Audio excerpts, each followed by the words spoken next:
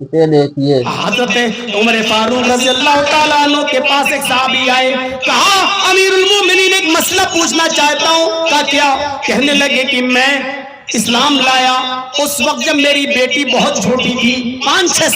अस्सलाम वालेकुम दोस्तों, आज हम मौलाना साहब की एक तकरीर लेकर आए हैं। इस तकरीर में मौलाना साहब ने हजरत उमर का एक बहुत दर्दनाक वाक़या बताया है।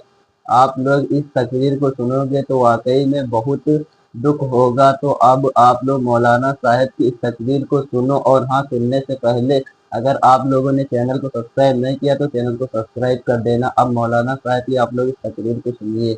साल की थी मेरी बेटी, उस वक्त वो भी इस्लाम लाई, मैं और मेरी बेटी दोनों एक वक्त इस्लाम लाए। हजरत उमर ने कहा बहुत बहुत मुबारक हो तुम्हें और तुम्हारी बेटी को इस्लाम का लाना। अमीरुल मोमिनीन मसला ये जानना है कि मेरी बेटी जब बालिग हो गई, इस्लाम लाई तो उम्र थी 5 साल, लेकिन अब बालिग हो चुकी है मेरी बेटी, जवान हो चुकी है मेरी बेटी। आए अमीरुल मोमिनीन, जब वो बालिग हुई, जवान हुई तो मेरी बेटी से गुनाह हो गया, मेरी बेटी से ज़िना सरज़द हो गया। जवानी को कंट्रोल न कर सकी, एक नौजवान लड़के से उसने गलत काम कर लिया। अमीरुल मोमिनीन जब वो लड़का गलत काम कर चुका और चला गया, तब मेरी बेटी को एहसास हुआ कि मैंने बहुत गलत काम किया। बस मेरी बेटी को एहसास हुआ कि मैंने बहुत गंदा काम किया। उसने किचन में जाके छुरी उठाई, उसने अपने हाथ पे मारी, उसने अपनी रान पे मारी, उसने अपने पेट पे मारना चाही थी, इसी बीच में मैं अंदर चला गया। मैंने देखा मेरी बेटी हाथ में छुरी लिए हुए और अपने आप को जख्मी कर रही है, करीब है कि वो मार डाले। मैंने जल्दी से उसका हाथ पकड़ा और छुरी उसके हाथ से फेंकी। मैंने कहा बेटी क्या कर रही हो? कहने लगी मुझे इस दुनिया में जिंदा रहने का हक नहीं। मैंने कहा नहीं मेरी बेटी, तौबा और इस्तिगफार से अल्लाह गुनाह माफ करता है। तो बताओ क्या हुआ? मेरी बेटी ने मुझे सच सच बता दिया। अमीरुल मोमिनीन मेरी बेटी बिल्कुल सही सही बता चुकी। मैंने कहा बेटी कोई बात नहीं, गलती हो गई, अब तुम तौबा और इस्तिगफार करो। 2 साल से वो मुसल्ला पकड़े हुए है, नमाज पढ़ती और रोती, दुआ करती और तौबा करती, नमाज पढ़ती और मुसल्ला बिछाती, नमाज पढ़ती और रोती और रो रो कर अपनी तौबा पे गुनाह की तौबा करती। अमीरुल मोमिनीन उसको 2 साल से मैं आंखों से आंसू बहाते हुए देख रहा हूं। कहा ठीक है, तौबा ही अब उसका जरिया है। पूछना क्या चाहते हो? कहा पूछना ये चाहता हूं कि अब मेरी बेटी का रिश्ता आ रहा है, मेरी बेटी की शादी का रिश्ता आ रहा है। अमीरुल मोमिनीन एक लड़का बहुत नेक है, बड़ा नमाजी है, दीनदार है, मुझे उसे दीनदारी पसंद आई है। उसने खुद मेरी बेटी से निकाह करने का इरादा जाहिर किया है, मेरी बेटी भी उससे शादी करने के लिए निकाह के लिए तैयार है। फिर बात क्या है? कहा अमीरुल मोमिनीन सिर्फ इतना बता दीजिए मेरी बेटी से जो गुनाह हो गया वो मैं उस लड़के को बताऊं या ना बताऊं? मेरी बेटी जो एक बार गलत काम कर चुकी है वो मैं उस लड़के को बताऊं या ना बताऊं? अगर बताता हूं कि मेरी बेटी से जिना हो चुका है तो वो नेक और दीनदार लड़का कहीं जिना का नाम सुने, कहीं मेरी बेटी से रिश्ता ना छोड़ बैठे। हाँ, मैं नहीं करूंगा, ऐसी लड़की है तेरी, जिना करती है, मैं हो सकता है कि वो छोड़ दे। और अगर नहीं बताता हूं और चुपके से अपनी बेटी का निकाह उसके साथ कर देता हूं तो डर है कल कयामत के दिन अल्लाह रब्बुल आलमीन मुझे सजा न दे कि तूने उस लड़के को धोखा क्यों दिया। जब तुझे मालूम था कि तेरी बेटी से जिना हुआ है तो तूने अपनी बेटी का ऐब उस लड़के को बताया क्यों नहीं? मैं क्या करूं? अगर बताता हूं तो डर है कहीं लड़का रिश्ता छोड़ न दे, और नहीं बताता हूं तो डर है कि कयामत के दिन कहीं हमारा मुआखजा न हो, हम सवाल जवाब न हो जाए मुझसे। हजरत उमर ने कोड़ा निकाला और कहा अगर तू परदेसी न होता, किसी दूसरे शहर से आने वाला न होता तो मैं इस कोड़े से तेरी खाल उधेड़ देता। जब तेरी बेटी के जिना की खबर मुझे भी नहीं मालूम थी तो तूने मुझे क्यों बताई? जब तेरी बेटी के जिना की बात किसी को नहीं मालूम थी तेरे अलावा तो तूने मुझे क्यों बताई? इस बात पर मैं तुझे मारता, लेकिन चूंकि तू बाहर से आया है इसलिए मैं तुझे नहीं मार रहा हूं। अब मसले का जवाब सुन। क्या तूने हदीस नहीं पढ़ी? अल्लाह के नबी फरमाते अत्ताइबु मिनज़्ज़म्बि कमन ला ज़म्ब लहू। जब कोई आदमी अपने गुनाह से तौबा कर ले तो वो ऐसे हो जाता है जैसे उसने गुनाह ही नहीं किया। जब तू खुद कह रहा कि तेरी बेटी 2 साल से रो रो कर। भाइयों, अभी आगे और तकरीर है। अभी हम आपको आगे की तकरीर सुनाते हैं, लेकिन आगे की तकरीर सुनाने से पहले अगर आप लोगों ने अभी तक हमारे चैनल को सब्सक्राइब नहीं किया है तो चैनल को सब्सक्राइब कर दो और नोटिफिकेशन ऑन कर दो, ताकि अगली तकरीर की नोटिफिकेशन सबसे पहले आपके पास आए। और हाँ, आप लोग जो मौलाना तकरीर कर रहे हैं इनका नाम जानते हो या नहीं? वैसे भी इनका नाम मौलाना जरकीस अंसारी भी है। तो अब आप लोग मौलाना साहब की जो आगे की तकरीर बची है उसे सुनिए। तौबा कर रही है और सिर्फ रोती है और आंसू बहाती है, तो इसका मतलब यह है कि वो तौबा कर चुकी है और करती है। तो जब तौबा कर रही है तो इसका मतलब यह है कि उससे गुनाह हुआ ही नहीं है। जा और चुपके से अपनी बेटी का निकाह कर दे। जा और चुपके से अपनी बेटी की शादी कर दे। उस लड़के को बताने की कोई जरूरत नहीं। जब अल्लाह ने तेरी बेटी के ऐब को छिपा लिया तो तू कौन होता है किसी को बताने वाला? जब अल्लाह ने तेरी बेटी के ऐब पर पर्दा डाल दिया तो तू कौन होता है अपनी बेटी के ऐब को खोलने वाला? जा और चुपके से अपनी बेटी का निकाह कर दे। इस्लाम ये तालीम देता है कि दूसरे के ऐबों पर पर्दा डालो। यहाँ तो दूसरों के ऐब को नंगा किया जाता है। अभी आप रास्ते में किसी लड़की को बात करते हुए देख लो तो अब मोहल्ले में वो बाद में आ पाएगी, उसकी खबर पहले आ जाएगी कि फला लड़की फला के साथ हमने फला जगह देखा था, फला जगह देखा था। आज ये सूरत हाल पैदा हो चुकी है हमारी। जो अपने लिए पसंद करो वही अपने भाई के लिए भी पसंद करो। सईद इब्ने जुबैर एक ताबई गुजरे हैं। सईद इब्ने जुबैर के बारे में हज्जाज इब्ने यूसुफ ने ऐलान कर दिया था कि ये जहां मिले इनको गिरफ्तार करके लाओ, हम इनको अपनी आंखों के सामने कत्ल करवाएंगे। हज्जाज इब्ने यूसुफ की पुलिस कुत्तों की तरह सईद इब्ने जुबैर को ढूंढ रही थी। सईद इब्ने जुबैर बेचारे भाग रहे थे, रात में भागते थे दूसरे मुल्क में जाने के लिए और दिन में कहीं छिप जाते थे कि दिन में पहचान न लिए जाएं। रात में फिर जंगल भागते थे और हज्जाज इब्ने यूसुफ की सल्तनत से बाहर निकलने की कोशिश कर रहे थे, क्योंकि जानते थे कि हम पकड़े जाएंगे तो हज्जाज इब्ने यूसुफ अपनी आंखों के सामने मुझे कत्ल करा देगा। एक दिन में कहीं छिपे थे, किसी मुसलमान ने जासूसी कर दी। जासूस भी मुसलमान ही होते हैं ना, आप देख लीजिएगा। आपकी भी जासूसी कोई गैर मुस्लिम नहीं करेगा, आपके अपने करेंगे। हमारे यूपी में भी हमारे अपने करते हैं। जब कोरोना का माहौल था और चारों तरफ से जब गोश्त पे पाबंदी थी तो चुपके से हम लोग किसी मोहल्ले में एक बकरा ज़िबा कर लिया, चलो इसका गोश्त तो आपस में। गोश्त भी अलाउ नहीं था कोरोना के माहौल में, तो जिसको मिल जाता था बेचारा वो खुश हो जाता था, जिसको नहीं उन्हीं में से एक आध आदमी, साहब यहाँ बकरा ज़िबा हो रहा है। पुलिस आ जाती थी, बकरा तो था बेचारा 8,000 का और पुलिस का मुंह बंद करने के लिए देना पड़ता था 25,000। अपने लोग जासूसी करते हैं अपने। हज्जाज इब्ने यूसुफ की पुलिस ढूंढ रही है सईद इब्ने जुबैर को, किसी अपने ने जासूसी कर दी, फला के घर में छिपे हुए हैं। हज्जाज की पुलिस जाती है और उस घर पे छापा मारती है, सईद इब्ने जुबैर पकड़े जाते हैं। इनको हज्जाज के पास लाने की तैयारी होती है, लेकिन हज्जाज इब्ने यूसुफ बहुत दूर है। 10, 12, 15 दिन का सफर है। हज्जाज इब्ने यूसुफ की पुलिस ने सईद इब्ने जुबैर को पकड़ लिया और लेकर चलने लगे। सईद इब्ने जुबैर इंतहाई नेक और शरीफ इंसान समझ गए कि अब मेरी मौत का वक्त करीब है, मैं कत्ल कर दिया जाऊंगा। अब वो दिन में नफली रोजे रखने लगे और रात में जब पुलिस वाले थोड़ा सोते थे तो ये इबादत में लग जाया करते थे। दो पुलिस वाले जाग रहे, दो देख रहे, जब ये सोते तो वो पुलिस वाले जागते। 4-5 दिन का सफर सईद इब्ने जुबैर के साथ उन पुलिस वालों को बहुत अच्छा लगा।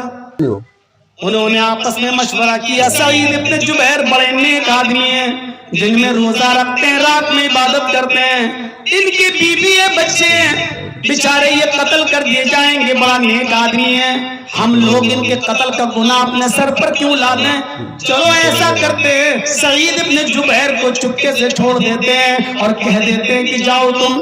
हज्जाज को थोड़ी मालूम है कि मैंने इन्हें गिरफ्तार कर लिया है, मैंने इन्हें पकड़ लिया है, हम कह देंगे कि हमें सईद मिले ही नहीं।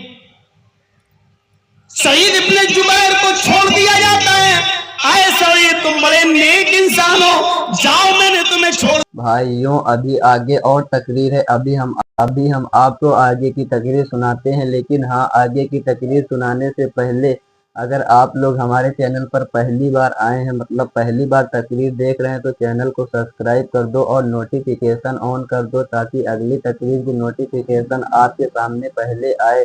और हाँ, एक प्यारा सा कमेंट कर देना, कमेंट में जहाँ से आप लोग देख रहे हैं वहाँ का नाम लिख देना। अब आप लोग मौलाना साहब की आगे की तकरीर जो बची है उसे सुनिए। रात में तुम निकलो और चुपके चुपके शहर से पार हो जाओ, हज्जाज की सल्तनत से निकल जाओ। तुम बीवी बच्चों वाले हो, हम तुम्हारे कत्ल के गुनाहगार नहीं बनना चाहते। हज्जाज तुम्हें कत्ल कर देगा, मार देगा, जाओ तुम चले जाओ। पुलिस वालों ने पहली मर्तबा एक अच्छा काम किया, सईद इब्न जुबैर को छोड़ दिया। और सईद इब्न जुबैर ने कहा, अल्लाह तुम्हें जज़ाए खैर दे, तुमने मेरे बच्चों को यतीम होने से बचा लिया, तुमने मेरी बीवी को बेवा होने से बचा लिया, अल्लाह तुम्हें जज़ाए खैर दे। सईद इब्न जुबैर चल दिए, पुलिस वालों ने छोड़ दिया। अभी सईद इब्न जुबैर 100 कदम गए होंगे, बस 100 कदम, बस ओनली 100 कदम। वहां से लौट के वापस आए और कहने लगे, पुलिस वालों, तुमने मुझे छोड़कर बहुत बड़ी गलती की। नहीं, जल्दी मेरे हाथों में हथकड़ी डालो और मुझे हज्जाज के पास ले चलो, मैं भागूंगा नहीं। पुलिस वालों ने कहा, हमने तुम्हें रिहा कर दिया और तुम अपने आप को मौत के मुंह में ढकेल रहे हो। कहने लगे, आए पुलिस वालों, मैं भाग कर तुम्हें मुसीबत में नहीं डालना चाहता, जो मैं अपने लिए पसंद करता हूं वही मैं तुम्हारे लिए पसंद करूंगा। किसी जासूस ने मेरी खबर दी है कि मैं फला घर में हूं और तुमने मुझे पकड़ लिया। उस जासूस को ये मालूम है कि तुम मुझे पकड़ चुके हो, आज तुम मुझे छोड़ रहे हो, मैं तो भाग जाऊंगा। लेकिन उस जासूस ने आकर हज्जाज को ये बता दिया कि पुलिस वाले तो पकड़ चुके थे सईद इब्न जुबैर को, लेकिन इन पुलिस वालों ने बीच छोड़ दिया है, तो हम तो भाग जाएंगे। लेकिन हज्जाज को जब ये पता चलेगा कि सईद इब्न जुबैर को तुमने पकड़ कर छोड़ दिया है, तो वो तुम्हें कत्ल कर देगा, तुम्हें मार डालेगा, तुम्हारी जान ले लेगा। मैं ये नहीं चाहता हूं कि मेरी जान बच जाए और मेरी जगह पर तुम फंस जाओ। देख रहे हैं मुसलमान का दूसरे मुसलमान के लिए क्या जज्बा है, तो मैं बच जाऊं और तुम फंस जाओ। मैं ये पसंद नहीं करता, जो अपने लिए पसंद करता वो तुम्हारे लिए, जैसे मुझे अपनी जान प्यारी है तुम्हारे लिए, तुम्हारी भी जान प्यारी है। मैं तो बच जाऊंगा लेकिन तुम कत्ल कर दिए जाओगे, और मैं नहीं चाहता हूं कि मेरी वजह से तुम्हारी जान जाए। पुलिस वालों ने कहा, अरे तुम जाओ ना यार, मैंने तुम्हें छोड़ दिया। सईद इब्न जुबैर ने जाने का नाम नहीं लिया कि मेरी वजह से तुम कत्ल कर दिए जाओगे। बिलाखिर पुलिस वालों ने लाकर हज्जाज के सामने पेश कर दिया सईद इब्न जुबैर को। हज्जाज खुश हुआ, पुलिस वालों को इनाम से नवाजा और सईद इब्न जुबैर के पीछे से हाथ बांधे। कहा, कोई आखिरी तमन्ना? एक मुसलमान की आखिरी तमन्ना वही होती है, 2 रकात नमाज। ये भी जल्दी से नमाज पढ़ ली, पीछे से हाथ बांध दिए गए, खूनी चमड़ा बिछा दिया गया, जल्लाद तलवार लेकर खड़ा है, हज्जाज इब्न यूसुफ सामने खड़ा है, सईद इब्न जुबैर की गर्दन को जमीन पे डाल दिया गया है। हज्जाज का इशारा होता है और जल्लाद ने अपनी पूरी ताकत से सईद इब्न जुबैर की गर्दन पे तलवार मारी और एक ही झटके में पूरी की पूरी गर्दन तन से जुदा हो जाती है। सईद इब्न जुबैर कत्ल कर दिए जाते हैं। मेरे भाइयों, पूरा वाकया बयान करने का सिर्फ मकसद, सिर्फ वजह यह है कि ये बताना चाहता हूँ, सईद इब्न जुबैर ने अपनी जान तो दे दी, लेकिन किसी दूसरे मुसलमान की, वो पुलिस वाले ही सही, लेकिन किसी दूसरे मुसलमान की जान को खतरे में नहीं डाला। ये है मुसलमान की शान। आज तो खुद बच गए, दूसरा फंसता तो फंस जाए, और हम अपने आप को मुसलमान कहते हैं। भाईचारा अपने अंदर पैदा करो। एक चाय की दुकान किसी गरीब ने खोली, बेचारा बेच रहा है, अपने घर में अपनी बीवी बच्चों का पेट पाल रहा है, आपको उसकी अपने बच्चों को पेट भरने की आदत भी पसंद नहीं आई और आपने उसके पड़ोस में जाकर एक और चाय की दुकान खोल ली। वो 10 रुपए की दे रहा है तो आप 8 रुपए की देते हो ताकि उसके कस्टमर टूट के मेरे पास आ जाएं और अपने आप को मुसलमान कहते हुए शर्म। किस मुंह से अपने आप को मुसलमान कहते हो? तज़किरतुल हुफ़्फ़ाज़ पढ़ी अल्लामा शमसुद्दीन ज़हबी की, 2 सहाबी का वाक़या। भाइयों अभी आगे और तकरीर है, अभी हम आपको आगे की जो तकरीर बची है उसे सुनाते हैं, लेकिन उसे सुनाने से पहले आप लोग सोचते होंगे कि आप बीच बीच में बोलते क्यों हो, इससे हमें डिस्टर्ब हो रहा, लेकिन बोलने की हमारी मजबूरी है क्योंकि ये यूट्यूब की पॉलिसी है, हमें बोलना ही पड़ेगा। चलो खैर इसे छोड़ो, अब आप लोग जो मौलाना साहब की आगे की तकरीर बची है आप लोग इसे सुनिए। करते हैं दोनों साहबियों की दुकान, दोनों कपड़े की दुकान लगी साथ में। एक दुकान पर कस्टमर आता है कपड़ा खरीदने के लिए, उसने कपड़ा बेच दिया, कपड़े का एक थान ले गया। थोड़ी देर में दूसरा कस्टमर आता है, उसी दुकान से दूसरा कस्टमर दूसरा थान ले जाता है। फिर एक और कस्टमर आता है, वो भी उसी दुकान पर आया और उस दुकान पर दूसरा थान ले जाता है। फिर एक और कस्टमर आता है, वो भी उसी दुकान पर आया और उस दुकानदार ने, उस सहाबी ने एक और कपड़ा उसी तीसरा थान भी उसको बेच दिया। जोहर की नमाज का वक्त हो गया, दोनों सहाबी नमाज पढ़ने चले गए। एक सहाबी जिसने अपने कपड़े के 3-3 थान बेच दिए, जोहर की नमाज के बाद रो रहे हैं और रोते हुए कह रहे हैं, अल्लाह मेरी दुकान से 3 कपड़े बिक चुके हैं। अय अल्लाह तूने मुझे इतना दे दिया है कि मेरे घर में आज चूल्हा जल जाएगा, मेरे बच्चों का पेट भर जाएगा, लेकिन मेरे पड़ोस में जिस सहाबी की दुकान है अल्लाह उसका एक भी कपड़ा नहीं बिका है, उसका एक भी कपड़ा नहीं बिका है। अय अल्लाह उसके भी बच्चे हैं, उसकी भी बीवी है, उसको भी अपने बच्चों का पेट पालना है। अल्लाह तू उसके दुकान से भी कपड़ा बेचने का इंतजाम फरमा दे, उसकी दुकान में भी खैर और बरकत अता फरमा। ये दोनों सहाबी जोहर की नमाज पढ़ के अपनी दुकान में जाते हैं, लेकिन उसी सहाबी की दुकान पर जिसने 3 कपड़े बेचे हैं, उसकी दुकान पे चौथा कस्टमर बैठा हुआ है और कहने लगा कि मुझे कपड़ा चाहिए जो अभी लेकर गया है। इस सहाबी ने कहा वो कपड़ा मेरे पास खत्म हो चुका है, अब नहीं है, कितना होगा? लेकिन मेरे भाई के पास जो पड़ोस में दुकान देख रहे हो, मुझसे अच्छा कपड़ा वो बेच रहा है, जाओ उसी भाव में वो तुम्हें दे देगा और मेरे कपड़े से अच्छा कपड़ा वहां मौजूद है। ये कस्टमर उठता है और उसकी दूसरे आदमी की दुकान पे चला जाता है और ये सहाबी फिर नजर आसमान पे डाल के कहते हैं, अल्लाह तुम मेरी नीयत को अच्छी तरीके से जानता है, कपड़ा मेरे पास था लेकिन मैं झूठ इसलिए बोल दिया ताकि अब वो कस्टमर उसकी दुकान पे जाए और उससे कपड़ा खरीद ले। अय अल्लाह तू मेरी नीयत जानता है, मैं झूठ बोलना नहीं चाहता था, लेकिन मेरे कई कपड़े बिक चुके हैं, मैंने इसलिए उस दुकान पे भेज दिया ताकि उसका भी कपड़ा बिक जाए और उसके बीवी का भी और बच्चों का भी पेट भर जाए, वो इतना कमा ले। अल्लाह मेरे झूठ पर मेरा मुआखजा मत करना। मेरे प्यारे साथियों, एक मुसलमान की दूसरे मुसलमान के साथ ये हमदर्दी, ये गमख्वारी, ये हैरत में नहीं डालती आपको? आप रेट और कम कर लेते हैं ताकि उसके कस्टमर हमारी दुकान पे आ जाएं। वो अपना कस्टमर दूसरे की दुकान पे भेज रहा है और आप उसके कस्टमर को छीनने के लिए और अपनी दुकान पे बुलाने के लिए भाव भी कम कर देते हो और रेट भी कम कर देते हो। लेकिन इसके बावजूद हमारा नाम है मोहम्मद असलम, मोहम्मद अकरम, मोहम्मद अजहर, माशाअल्लाह। न हमारे ईमान में कोई कमी आए, न हमारे इस्लाम में कोई खलल पड़े, हम फिर भी मुसलमान हैं। हमें सोचना चाहिए और गौर करना। इससे फुर्सत मिली तो गीबत, चुगली, हसद, कीना, बग़्ज़, इनाद और दुश्मनी, एक दूसरे की जासूसी, कहां है मौका? कुरान कहता है मुसलमानों, इज्तनिबू कसीरम मिनद्दन इन्न बादज़न्नि इस्म। ज्यादा बदगुमानी मत किया करो, कुछ बदगुमानियां इंसान को गुनाहगार बना देती हैं। बदगुमानी बड़ी बुरी चीज है। जर्जीस साहब की आपसे दुश्मनी है, بول چال بند ہے. جرجی صاحب نماز پڑھ کے نکلے, آپ اپنے گھر کی چھت پر کھڑے ہیں. بول چال بند ہے. جرجی صاحب مسجد سے نماز پڑھ کے نکلے, منہ میں بڑبڑاتے ہوئے جا رہے ہیں سبحان اللہ سبحان اللہ الحمدللہ اللہ اکبر کہتے ہوئے جا رہے ہیں.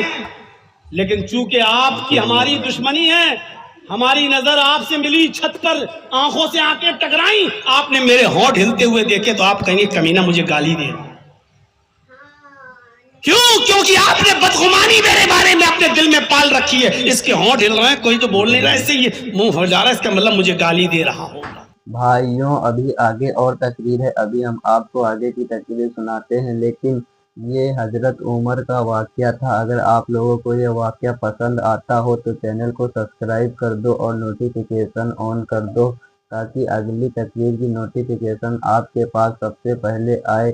اب آپ لوگ جو مولانا صاحب کی آگے کی تقریر بچی ہے اسے آپ لوگ سنیے. مولانا صاحب کی اس تقریر کو سن کر واقعی میں آپ کے ہوش اڑ جائیں گے. اب آپ لوگ مولانا صاحب کی آگے کی تقریر سنیے. قرآن کہتا ہے ان بعض الظن, بعض بدگمانیاں انسان کو گناہگار بھی بنا دیتی ہیں.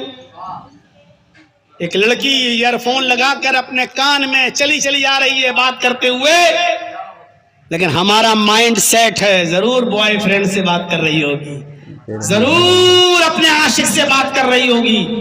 ہو سکتا ہے کہ آپ کا گمان صحیح ہو, لیکن یہ بھی تو ہو سکتا ہے کہ وہ بیچارہ اس کا باپ اس لڑکی کا ہاسپٹل میں ایڈمٹ ہو اور وہ اپنے باپ کے لیے اپنے بھائی سے کہہ رہی ہو کہ بھائی میں تو جا رہی ہوں, تم بھی جلدی سے آؤ, تم بھی ہاسپٹل میں آؤ, باپ ابو کی طبیعت خراب ہے. ہو سکتا ہے کہ وہ اپنے بھائی سے بات کر رہی ہو سکتا ہے کہ وہ اپنی کسی سہیلی سے بات کر رہی ہو سکتا ہے کہ وہ اپنی ماں سے بات کر رہی ہو, یہ بھی تو ہو سکتا ہے.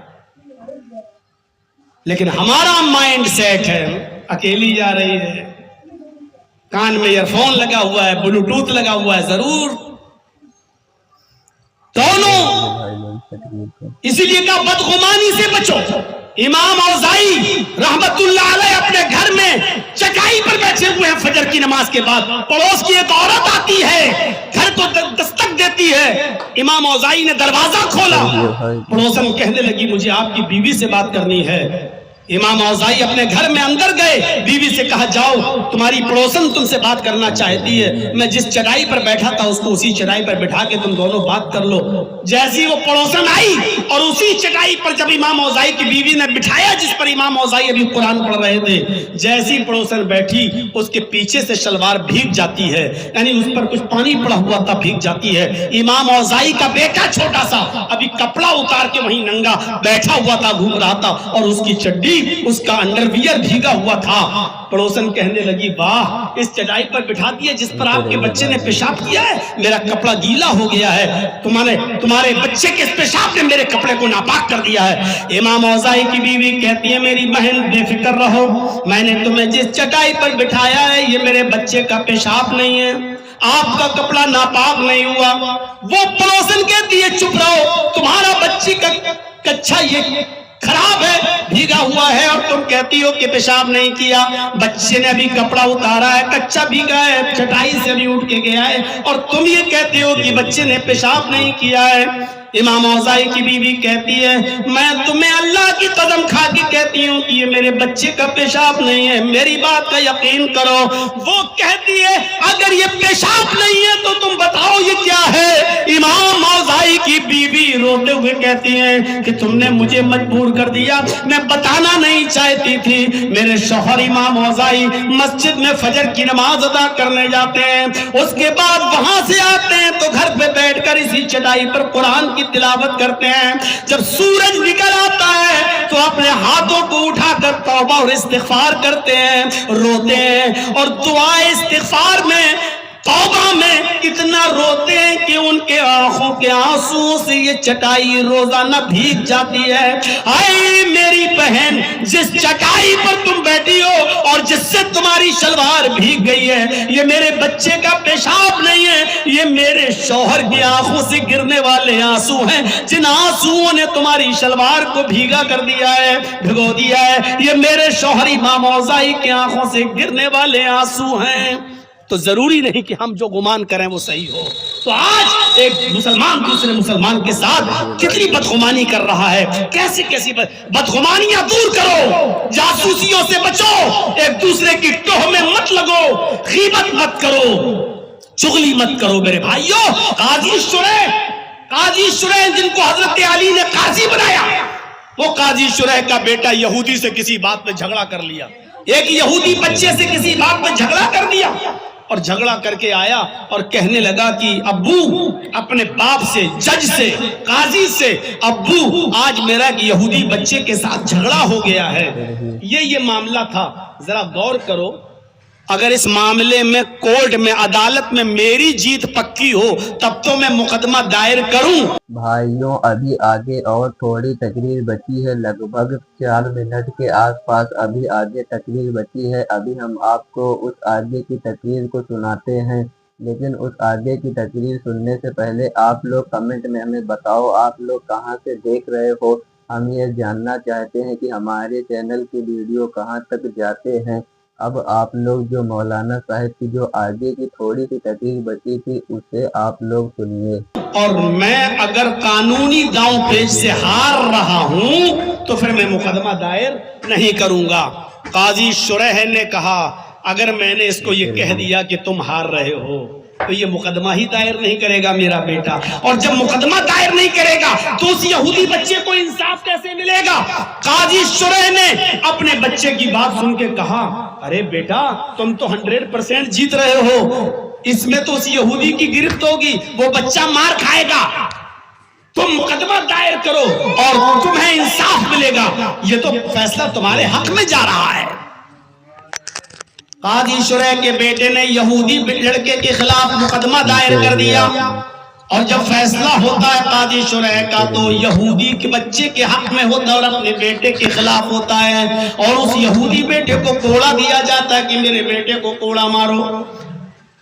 قاضی شریح کا بیٹا جب کوڑے کھا چکا, اور قاضی شریح جب کورٹ سے, عدالت سے جب اپنے گھر آتے ہیں تو بیٹا اپنے باپ سے بات نہیں کر رہا ہے اور اپنی امی کی گود میں جا کر سر چھپاتا اور کہتا ہے کہ میں اپنے باپ سے بات نہیں کروں گا, یہ جھوٹے ہیں, انہوں نے آج اپنے خون کا خیال نہیں کیا, انہوں نے آج کورٹ میں میری بے عزتی کروائی ہے.